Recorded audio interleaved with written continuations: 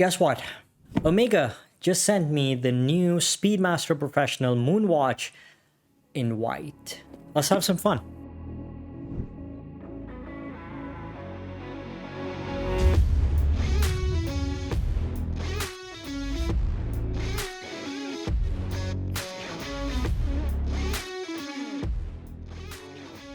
Look at that. It's well done, Omega.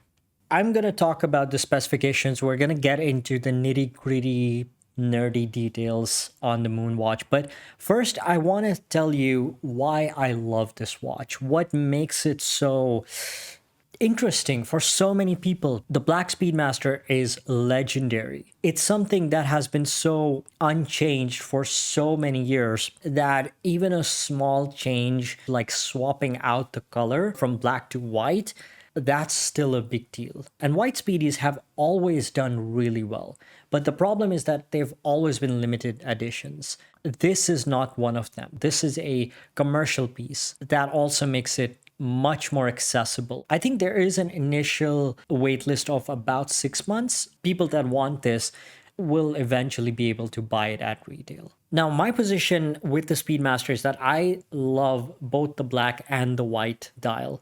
But to me, the white just looks a lot more fresh. And that's mainly because I haven't seen it as much as the black one. The black one is gorgeous, but it's nothing new. The white one still has kind of that, we haven't seen it enough to get used to it. It feels like a 2024 model. It feels new. And that's one of the main reasons why I welcome this new dial variant. It still works within the near perfect blueprint of a chronograph, which incidentally so many chronographs have taken heavy inspirations from and made it different without losing that original DNA that makes it so iconic, so recognizable, so stunning to look at.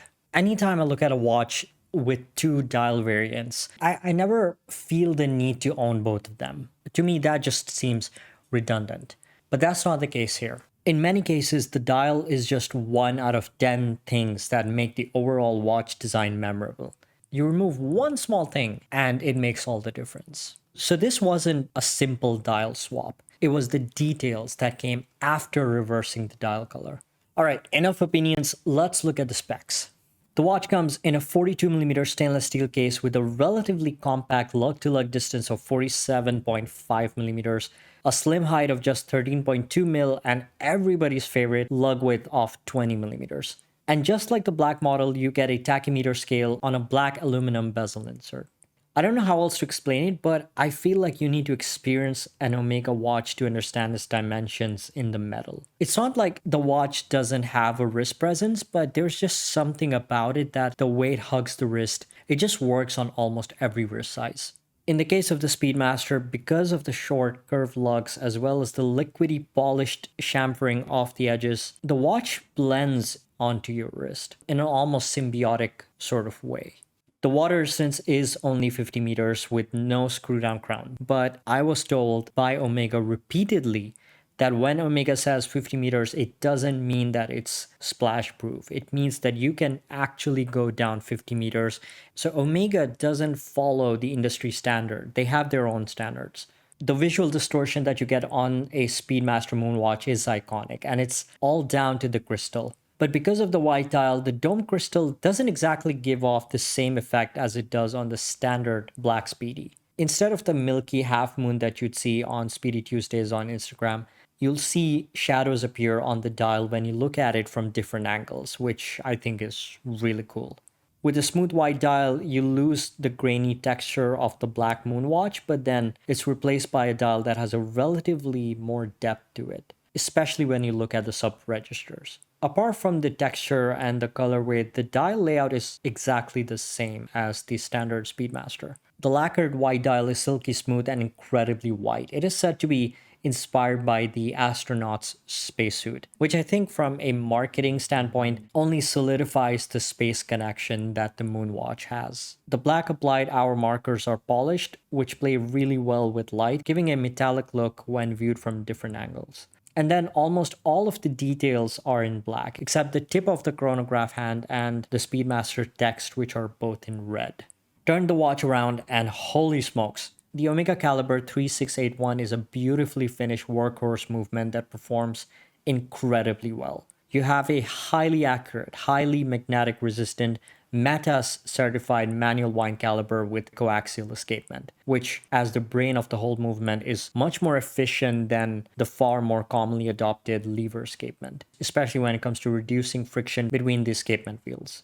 This massively reduces the wear and tear of the gears. It takes an outdated technology and just makes it much more modern, much more technologically efficient. You get 50 hours of power reserve, which is a real plus, especially for a manual wind movement. The bracelet is heavily brushed with a touch of polishing in between the center link, adding a premium look to the watch. And that's also a key giveaway that this is a sapphire variant. The bracelet hugs the wrist really well. It doesn't pull on my arm hair, which is always a plus, and just wears so comfortably. And the mill clasp feels incredible in terms of security. You get a dual push release mechanism, which ensures that the clasp will not come loose even in bumpy situations. There's nothing revolutionary about this watch, and Omega took their time in giving us a non-limited production model in white. But like I said, there's a reason why this watch was so well received. It's a genuinely brilliant watch from a brilliant brand at an incredible price. It is an aspirational piece that, unlike many Grail watches, won't start to look outdated in a matter of a few years. This is a timeless design. So you can save up for 5-10 years and it still will be an incredible watch to own. That's it. I want to know your thoughts. Do you still prefer the original Black Speedy, or do you think that it's time for a change? That this could be the future Speedmaster?